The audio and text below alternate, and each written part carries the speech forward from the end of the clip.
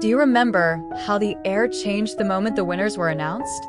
For months, the festival circuit had been a slow burn. Previews, whispered acclaim, critics posting late-night takes, but nothing prepared anyone for the exact second the envelope split and the name that followed. Yulong Mei Mei.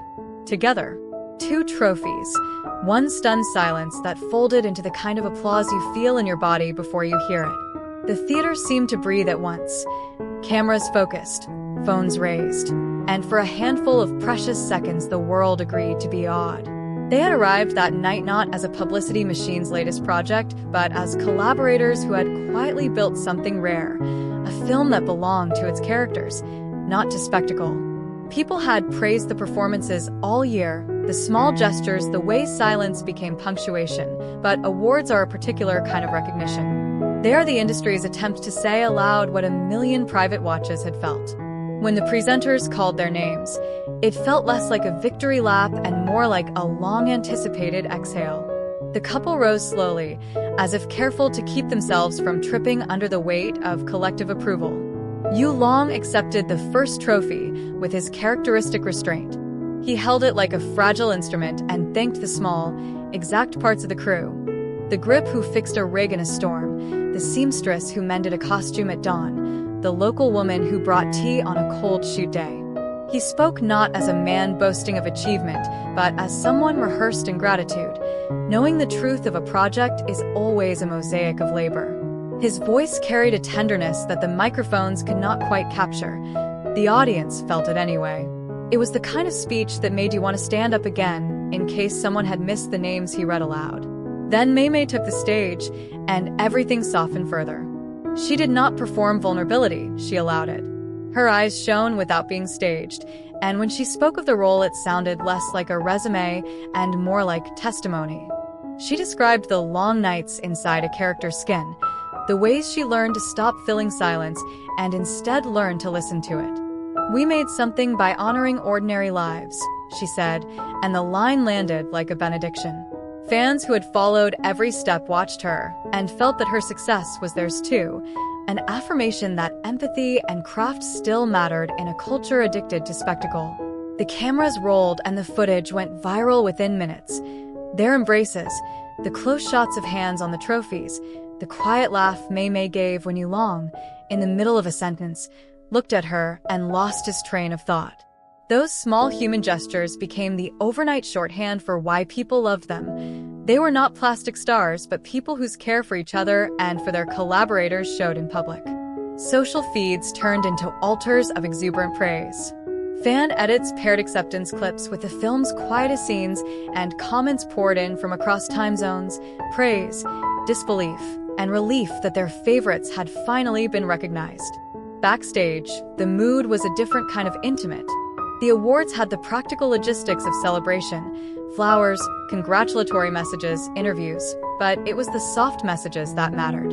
A sound editor who had slept in the studio sent a photo of a cup of instant noodles with a note, "For the nights you gave us honesty." The crew crowded around, hugging one another as if the trophy belonged in equal measure to those who never stood on stage. The couple spent longer than usual embracing the grips and assistants, refusing to let the spotlight be the only place where thanks was given.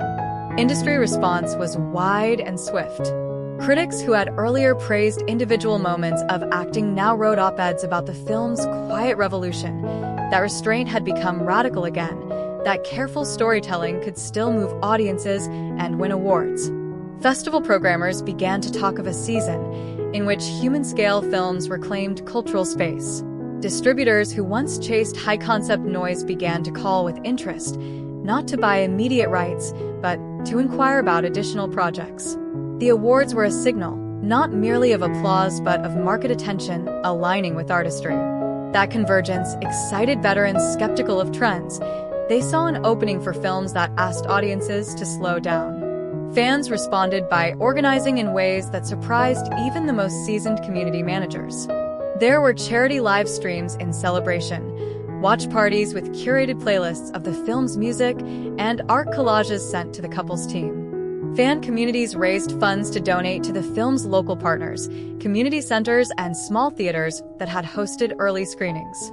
The fandom's energy translated into real-world support, a demonstration of how celebrity moments can catalyze public good when stewarded thoughtfully.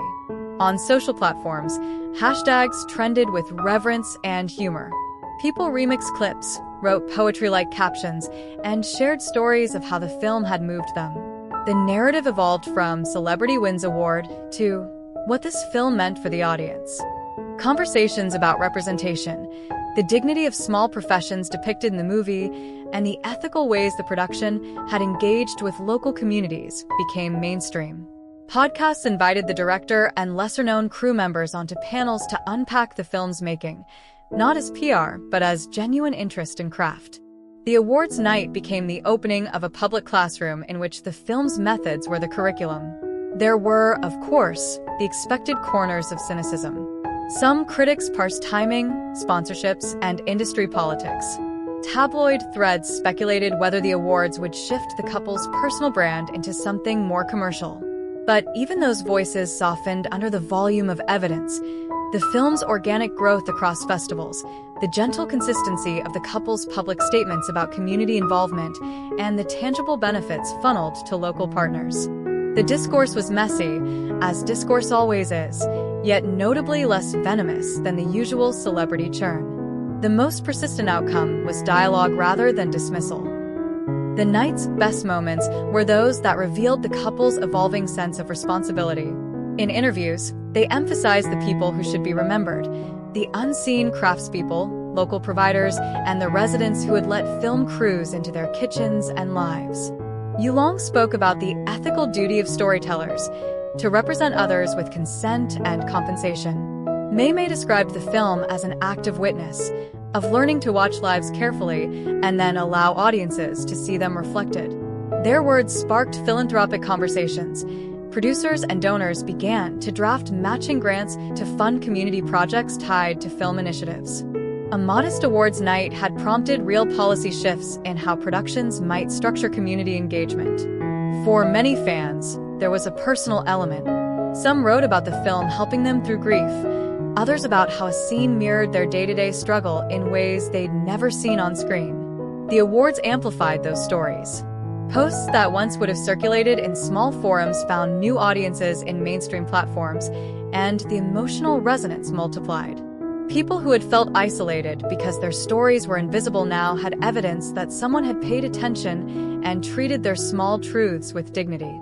The couple's acceptance speeches were dissected by scholars and enthusiasts alike. Classes in film schools referenced their phrasing about the ethics of storytelling. Mentorship programs used the night as a case study in how artists can wield influence conscientiously. The awards, in effect, became a teaching tool for a new generation of filmmakers who wanted to marry artistry with social responsibility. For teachers, the moment was a gift. Students could see the possibility of a career where craft and conscience are not mutually exclusive. As the publicity cycle continued, offers poured in, invitations to international festivals, requests for talks at universities, and scripted interviews that promised huge audiences. Yet the couple negotiated with care. They declined some lucrative commercial offers that would tie them to brands incongruent with the film's values. They accepted speaking gigs where a portion of fees would be channeled into local film funds. The choices were a sign that awards had not turned them toward vanity. Rather, the recognition had sharpened their focus on stewardship. There were cinematic aftershocks. Independent theaters reported a surge in bookings for similar art house projects. Local film collectives organized retrospectives that paired the couple's film with other works from the region. A documentary about the making of the film, featuring the unglamorous routines of editing and sound mixing, found a small but passionate audience. The night's trophies had become more than personal accolades. They were a lever that lifted an ecosystem hungry for sustainability. Friends and family experienced the awards differently, with a tenderness that sometimes escaped public view. Parents who had once worried about unstable careers called with pride. Old teachers sent messages remembering small moments of early curiosity. Close collaborators felt vindicated. Those personal affirmations mattered.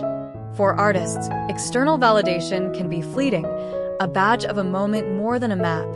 But this night's accolades felt like a compass. They offered direction. continue making work that listens deeply and pays its debts to the people who helped it exist. The couple's post-award plans were practical and modest. They pledged to reinvest portions of their prize money into apprenticeship programs for local technicians and to establish an annual prize for films that demonstrate ethical community collaboration. They planned screenings in community halls and schools, not as token publicity, but as genuine sharing. The trophies would live somewhere visible but not ostentatious. Their value, they insisted, was not the medal but what the recognition enabled. When the immediate glow dimmed and the reporters left town, what remained was the film itself and the networks it had fortified. That endurance was the real award. For audiences, the movie continued to play, to provoke, and to console. For the industry, it became evidence that slow, humane storytelling still finds an audience and can alter business models. For Yu Long and Yang Mei Mei, the trophies were an affirmation and an invitation to double down on work that honors people, amplifies unseen labor, and models a public life in which recognition is answered with responsibility. Years from that night, when the film is taught and when clips of the acceptance speeches are replayed, people will not only recall the glamour or the trending hashtags. They will remember a moment when two artists won recognition and used it to seed something larger than themselves. They will remember that awards, at their best, are not endpoints but accelerants, the kind that take a quiet, careful practice and propel it into the world where it can do more good. And for those who loved them before and after, the night was proof. Admiration can be enduring when met with integrity, and applause can become action if you choose to make it so. When Yu Long and Yang Mei Mei stepped onto the stage last night, nobody expected the explosion of joy that would follow. Their new movie didn't just win. It dominated, sweeping major awards and turning the entire hall into a celebration of talent, teamwork, and undeniable chemistry. This description captures the journey of their victory, the fans' reaction, and the global excitement surrounding their newest project. Do you remember the kind of night that feels like a slow inhale before everything beautiful happens? That was last night. The venue had the familiar trappings of industry glamour: chandeliers, satin, the low, practiced murmur of people who spend their lives pretending not to watch each other. But something about the air felt different, a softness that made even the veterans in the room sit straighter, like everyone could sense a story about to turn.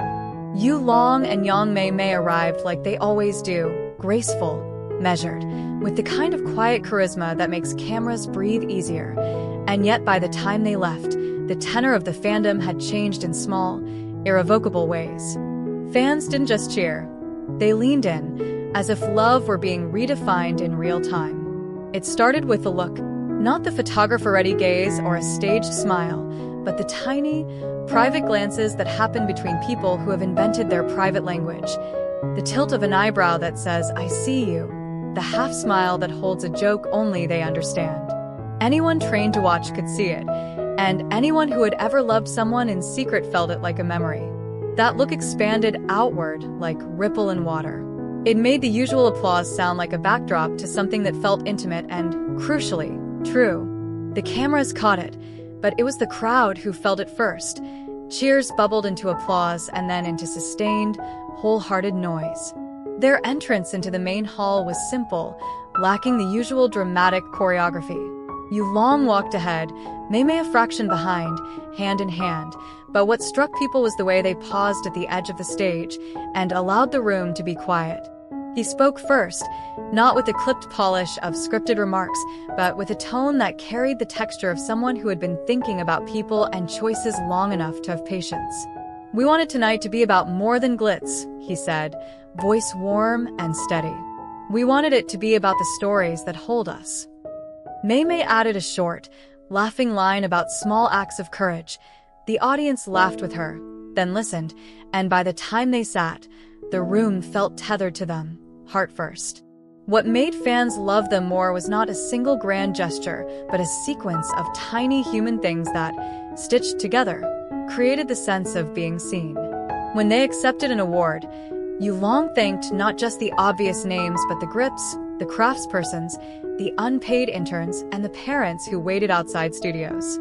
He named specifics: a sound engineer who stayed late, a seamstress who fixed a hem, and each shout-out felt like an act of reparation the audience had not expected. Those names landed like soft stones thrown into a pond. Fans returned to their phones with a new message. These are people who care about people. The comment sections filled with surprise and suddenly proud admiration for a star who uses his moment on stage to illuminate others. Mei Mei's speech was quieter, but no less powerful. She spoke about mistakes, the kind that life makes you live through, and about how narratives have a habit of simplifying human complexity into headlines. "We are more complicated than a photo," she said, and the line was uncomplicated honesty delivered with a kind of bravery that makes fans feel protective. There was no exhibitionism in her vulnerability. It was disciplined, almost elegant. Fans who had once clipped her interviews for sound bites now found themselves replaying entire segments, not for gossip but for the human detail.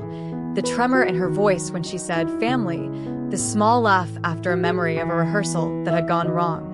Those imperfections made her feel less like a star and more like an old friend. Beyond the speeches, what made last night linger in fans' hearts were the private moments that, quietly managed, became public gifts. There was a part of the evening when the couple walked through a corridor lined with volunteers and local theater students.